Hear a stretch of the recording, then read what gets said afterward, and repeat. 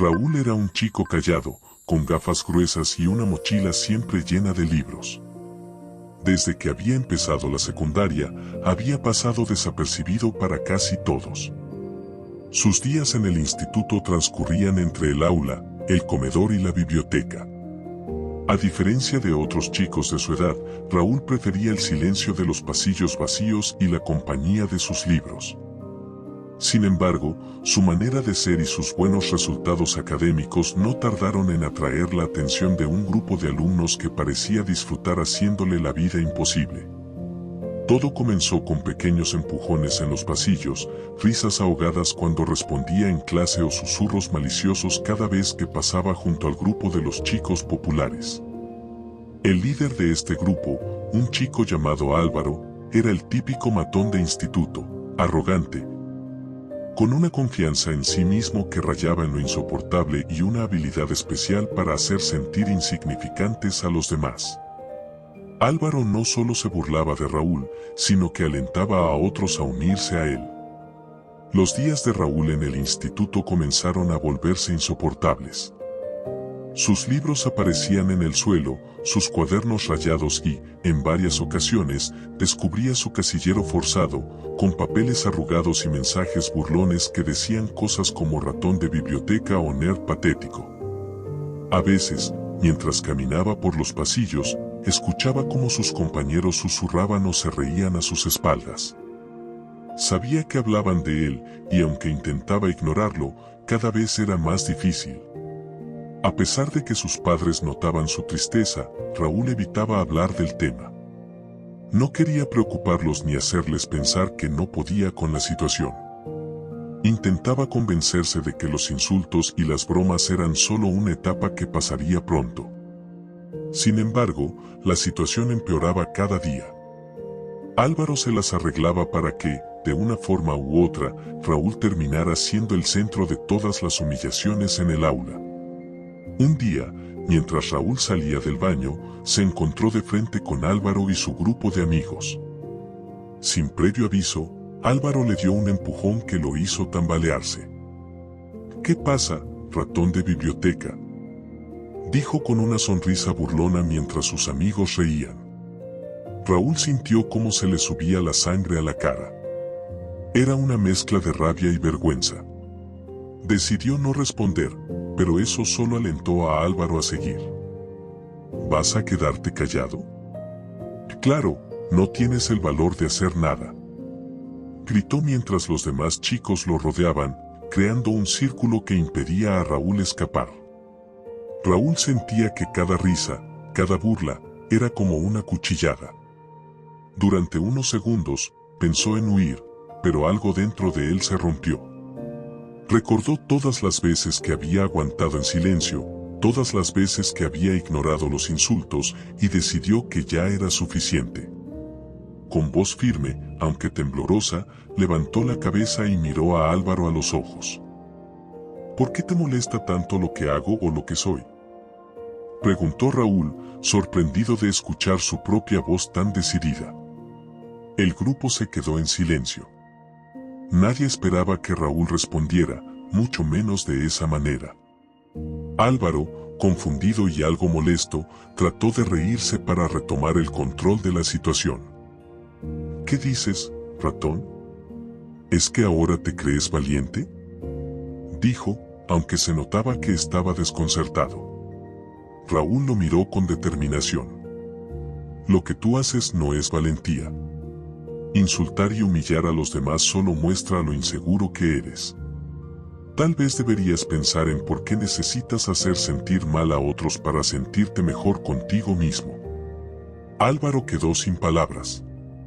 No estaba acostumbrado a que alguien lo enfrentara, y menos alguien como Raúl. Pero, decidido a no mostrar debilidad, levantó el puño amenazante.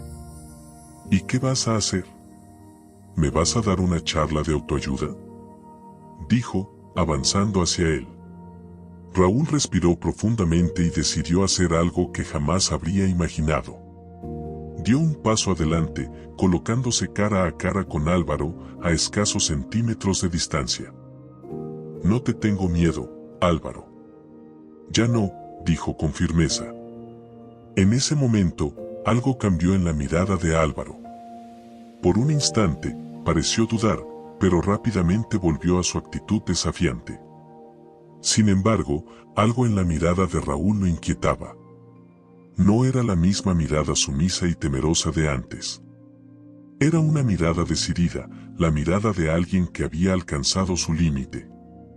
Los otros chicos, sorprendidos, empezaron a retroceder, desconcertados por la repentina valentía de Raúl.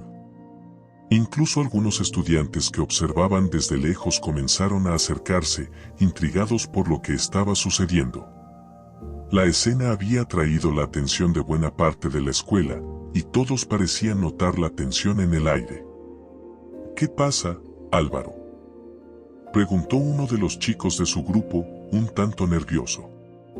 ¿Por qué no le dices algo? Álvaro se sentía atrapado. Si daba un paso atrás, todos pensarían que tenía miedo. Pero también sabía que, si continuaba, se arriesgaba a perder el respeto de sus seguidores. En ese momento, la directora, alertada por los rumores, apareció en el pasillo. ¿Qué está pasando aquí?, preguntó con voz firme, dirigiendo su mirada a Álvaro y a Raúl. Álvaro, sin saber qué decir, trató de excusarse, pero la directora ya había visto suficiente. Había recibido múltiples quejas de la actitud de Álvaro en el pasado, y esta parecía ser la gota que colmaba el vaso. Ordenó a todos los estudiantes dispersarse y llevó a Álvaro y a Raúl a su oficina. Una vez allí, Raúl contó toda la historia, hablando por primera vez de los meses de humillación que había soportado en silencio. La directora escuchó atentamente y, finalmente, dirigió una severa mirada a Álvaro, quien parecía incómodo y nervioso. Álvaro, tu comportamiento es inaceptable. Voy a hablar con tus padres, y tomaremos medidas para asegurarnos de que esto no vuelva a suceder, dijo la directora con tono serio. Álvaro, que hasta ese momento había tenido el control en todos los aspectos de su vida en la escuela, se sintió impotente. Sabía que esta vez no podría escapar de las consecuencias. Después de esa charla, la vida de Raúl comenzó a mejorar. Aunque todavía había miradas y algunos susurros, la mayoría de los estudiantes se dieron cuenta de la fortaleza que había demostrado al enfrentarse a sus miedos y a sus agresores. Algunos incluso comenzaron a hablarle y a mostrarle respeto. Álvaro, por su parte, fue suspendido durante varias semanas. Al regresar, intentó retomar su actitud desafiante, pero la mayoría de los estudiantes ya no lo seguían con la misma admiración de antes.